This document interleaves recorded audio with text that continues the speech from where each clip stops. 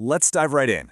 Today, we're breaking down a seriously intense, rapid-fire global banner recognition challenge. We're going to deconstruct the entire anatomy of this massive 40-country flag test to figure out exactly what makes it tick. 20. Now, in the wild, fast-paced world of trivia, you don't always need a perfect score to win. Sometimes, just hitting the halfway mark is a huge accomplishment. And this specific bold number right here, this is exactly what separates the absolute beginners from the seasoned flag experts. In fact, our source material sets the stakes right out of the gate with this exact quote. If you can identify at least 20 out of these 40 country flags, your flag knowledge is truly impressive. Boom! That's the gauntlet being thrown down. It immediately challenges you to see how you measure up. It frames a 50% success rate not as a failing grade, but actually as a genuine badge of honor. So why exactly is this 20 flag threshold considered truly impressive? Well, it's because we're dealing with a structure that's practically designed to overwhelm you. Global vexillology, which is just a fancy term for the study of flags, is incredibly tricky. I mean, think about it. So many flags share similar color palettes, identical tricolor layouts, or these tiny, subtle astronomical symbols. So hitting 20 out of 40, that means you aren't just relying on lucky guesses. You actually possess real, retained geographical knowledge. To really grasp why hitting that benchmark is so tough, we've got to look at the sheer geographical scope of this thing. 40 flags, 40 different nations. From absolute global superpowers to heavy-hitting regional players, this challenge takes us on a relentless, rapid-fire tour around the entire planet. So let's break this massive roster down into batches and just look at the staggering amount of ground we're covering. Okay, here's our first batch of 10. We've got Japan, the United Kingdom, Italy, the United States, China, France, Brazil, Russia, Canada, and Germany. Do you notice the pattern here? These are the undisputed global heavyweights. If you're a trivia buff, you probably breezed right through these. And that's no accident. The creator intentionally front-loads this quiz with incredibly recognizable, ubiquitous banners. It builds your momentum and honestly gives you a total false sense of security before the real test begins. And the momentum keeps rolling right into the second set. Australia, South Korea, Mexico, Ireland, Saudi Arabia, India, Switzerland, Argentina, Spain, and New Zealand. The pacing here is just fantastic. We are literally crossing continents in mere seconds, jumping from that super distinctive square flag of Switzerland all the way to the Southern Cross constellations of Australia and New Zealand. You can feel the difficulty slowly but surely starting to ramp up as we move away from those mega-famous global superpowers. Moving into the back half, and this is where the sheer volume really starts to catch up with you. Sweden, the United Arab Emirates, the Netherlands, Greece, Turkey, Norway, Denmark, Malaysia, Pakistan, and Portugal. We are deep in the weeds now.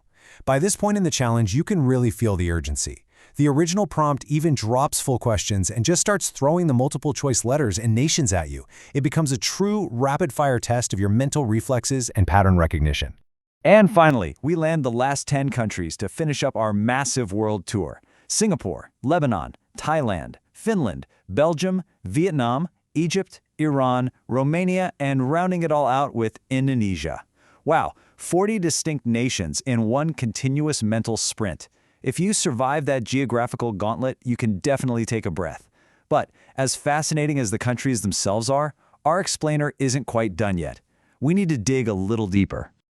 Let's talk about the ABC answer mechanics. Instead of just looking at the flags themselves, let's peel back the curtain a bit. We're going to focus on the underlying mathematical structure of those multiple-choice letters. I mean, have you ever taken a trivia challenge and wondered if there was some secret pattern to the right answers? Now, what's really interesting here is the breakdown. Out of the 39 flags that actually used a multiple-choice letter, we ended up with 12 correct answers for A, 13 for B, and 14 for C. Look at that. It's an almost perfectly balanced distribution. The creator literally engineered the choices mathematically to make sure you couldn't just guess C the entire time and coast your way to an impressive score. Just to playfully highlight this, let's pit the lowest frequency answer against the highest. We've got answer A with 12 correct responses, going up against answer C with 14. Those margins are incredibly tight.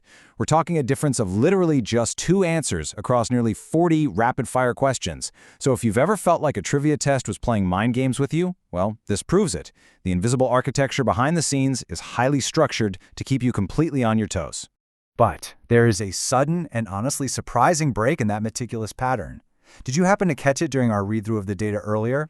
The final country on the list, number 40, Indonesia, is literally the only country in the entire source material that doesn't have an associated multiple-choice letter.